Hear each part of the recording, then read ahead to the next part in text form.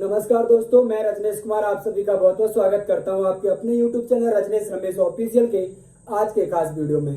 भाइयों, आज हम बात करने वाले हैं मोदी जी के तीसरे कार्यकाल के मंत्रिमंडल के बारे में, क्योंकि जैसे ही उनका मंत्रिमंडल का गठन हुआ उसके बाद एनडीए के कई नेताओं के बयान आए, जिन बयानों का सीधा सीधा अर्थ ये है कि ये मंत्रिमंडल जो विभागों का बंटवारा हुआ उसके चलते मोदी जी का तीसरा कार्यकाल ज्यादा लंबा टिकने वाला नहीं है। तो आज उन्हीं पॉइंटों पर बात करने वाले हैं, क्योंकि ऐसा क्यों लग रहा है कि मोदी जी का तीसरा कार्यकाल ज्यादा लंबा टिकने वाला नहीं है। तो आइए बात करते हैं। मोदी जी के 3.0 में उनके मंत्रिमंडल में 30 कैबिनेट मंत्री, तो वहीं 5 स्वतंत्र प्रभार और 36 राज्य मंत्री, लगभग 71 लोगों के साथ उनका मंत्रिमंडल सजा हुआ है। तो अब बात करते हैं कि ऐसे किन किन पॉइंट, कौन से ऐसे पॉइंट बन रहे हैं जहां से ये लग रहा है कि ये गठबंधन जो एनडीए सरकार है, जो ये गठबंधन की सरकार है मोदी जी का तीसरा कार्यकाल की, वो ज्यादा लंबा टिकने वाली नहीं है। तो पहला हम बात करेंगे टीडीपी तेलुगु देशम पार्टी, जिनको 2024 लोकसभा चुनाव में एक बहुत ही बहुमत प्राप्त हुआ और आंध्र प्रदेश में इनकी विधानसभा में भी सरकार बनी, लेकिन साथ ही इन्हें 16 सांसद भी मिले आंध्र प्रदेश से, और उसके चलते एनडीए गठबंधन की ये दूसरी बड़ी पार्टी है बीजेपी के बाद। तो इनको 16 सांसद प्राप्त होते हैं, लेकिन मोदी मंत्रिमंडल में इनको एक कैबिनेट और एक राज्य मंत्री यानी 2 लोगों को ही शामिल किया जाता है। जहां कयास ये लगाए जा रहे थे, बड़ी बड़ी मीडिया चैनल भी ये दिखाए जा रहे थे कि टीडीपी को 4 से 5 विभाग मिल सकते हैं और लोकसभा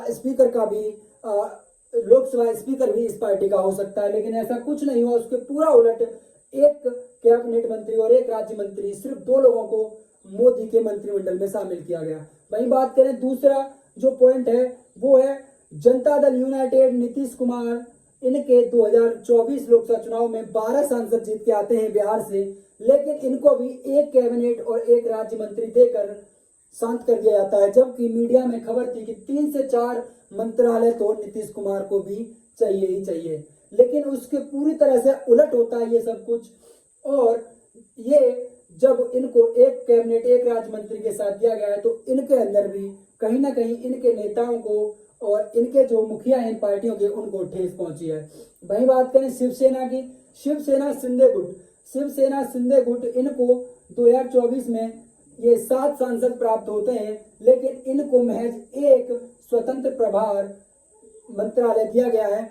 इनको एक मात्र स्वतंत्र प्रभार मंत्री इनकी पार्टी से लिए गए हैं, यानी कि इनको भी 7 सांसद होने के बाद कुछ ज्यादा प्राप्त नहीं हुआ है। वहीं बात करें एनसीपी अजीत पवार गुट की, तो इनको 0, इनका कोई भी सांसद मोदी जी के मंत्रिमंडल में शामिल नहीं हुआ है। और बयान जो है वो अजीत पवार जी का यह आया था कि हम कुछ दिन इंतजार कर सकते हैं, यदि हमें मंत्रालय नहीं मिला, कैबिनेट में मंत्रालय नहीं मिला तो हम निर्णय लेंगे, लेकिन हमने अभी राज्य मंत्री का पद ठुकरा दिया है। तो ये जो बयान आया है इसके भी बहुत मायने निकाले जा सकते हैं, क्योंकि शिवसेना 7 सांसद लेने के बाद महज एक स्वतंत्र प्रभार मंत्री मिला है। तो आज हम इन दोनों पर भी बात करेंगे कि क्या इनके साथ कुछ जिस तरह से ये लोग अपनी अपनी पार्टियों को तोड़कर गए थे, क्या उसका फायदा बीजेपी पार्टी उठा रही है। अब वही बात करें, 5वां जो पॉइंट है वो है हिंदुस्तान अवाम मोर्चा, जीतन राम मांझी की पार्टी। इनका महज ये स्वयं एकमात्र सांसद जीत कर आए हैं और इन्हें कैबिनेट मंत्रालय दे दिया गया है। अब आप सोच सकते हैं कि जिस पार्टी का एकमात्र सांसद है वो कैबिनेट मंत्रालय संभालेगा, और जिनके 16 और 12 सांसद हैं उनको भी एक एक मंत्रालय दिया गया है। तो इन नेताओं के भी कहीं ना कहीं इन पार्टियों के बड़े बड़े जो नेता हैं उनके भी दिल में ठेस लगी होगी। अब वहीं बात करें आगे, तो जनता दल सेक्युलर, जिसके मात्र 2 सांसद 2024 में जीतकर आए हैं, उनके एच.डी. कुमारस्वामी को कैबिनेट में शामिल किया जाता है। क्या आप देख पाएंगे कि जिस पार्टी के महज 2 सांसद हैं उनको कैबिनेट मंत्रालय दिए जा रहे हैं, जिस पार्टी का मात्र 1 सांसद है उनको भी कैबिनेट मंत्रालय दिए जा रहे हैं। लेकिन 12 और 16 सांसदों के बाद भी उनको कुछ ज्यादा प्राप्त नहीं हुआ। अब उसके आगे बात करते हैं हम LJP-R रामविलास पासवान, जो कि चिराग पासवान उस पार्टी के अभी मुखिया हैं। उनके 5 सांसद आते हैं और उन्हें भी कैबिनेट में मंत्री बना दिया जाता है, उन्हें भी कैबिनेट मंत्रालय दिया जाता है। अब वहीं बात करते हैं 8वां जो हमारा पॉइंट है वो है RLD। 2 सांसद इनके आते हैं और जयंत चौधरी को स्वतंत्र प्रभार दिया जाता है। इनको 2 के बाद स्वतंत्र प्रभार मिलता है, इनको 5 के बाद कैबिनेट मंत्री बनते हैं। इनको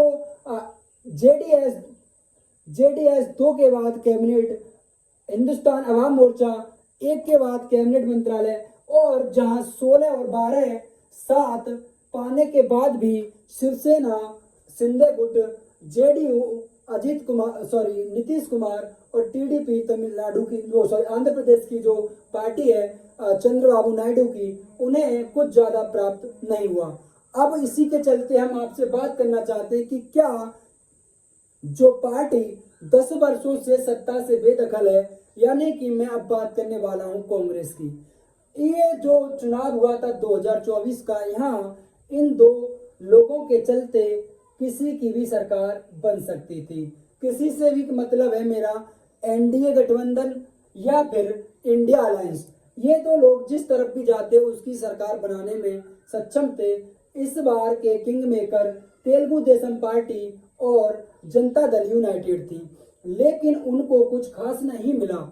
अब मैं आपसे इसी पर बात करने वाला हूं कि क्या आपको नहीं लगता कि जो पार्टी 10 वर्षों से सत्ता से बेदखल है यानी कांग्रेस, क्या वो इन लोगों को 2 या 3 मंत्रालय नहीं दे सकती थी? इनके साथ, दोनों ही पार्टियों के साथ मुझे तो ऐसा लग रहा है कि कहीं ना कहीं किसी न किसी तरह का छलावा हुआ है, क्योंकि इतने कम में तो ये लोग भी मानने वाले नहीं थे। अब वहीं बात करें तो हम पाते हैं कि ना तो इन्हें गृह मंत्रालय मिला है, ना इन्हें वित्त मंत्रालय, ना रेल मंत्रालय, ना परिवहन मंत्रालय, ना स्वास्थ्य मंत्री। यानी पता नहीं कि ये लोग न जाने कैसे मान गए, क्या इनकी मजबूरी है। लेकिन एक बार गलती हो सकती है, क्योंकि हमारे संविधान में ये प्रावधान है कि जो भी पार्टी जब कोई भी पार्टी बहुमत में नहीं होती है, तो जब अलायंस के साथ वो सरकार बनाने वाले होते हैं, तो पहले वो अन्य पार्टियों के समर्थन पत्र राष्ट्रपति जी को दिए जाते हैं और उसके चलते फिर वो शपथ लेते हैं। और एक बार शपथ लेने के बाद 6 महीने तक आप किसी भी तरह का उन पर कटाक्ष नहीं कर सकते, यानी मैं साफ शब्दों में कहूँ तो अविश्वास पत्र नहीं आ सकता।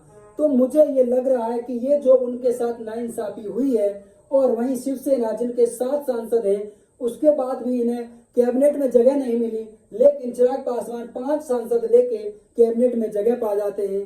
तो इन तीनों ही पार्टियों के दिल में कहीं ना कहीं इन पार्टियों के नेताओं को ठेस पहुंची होगी।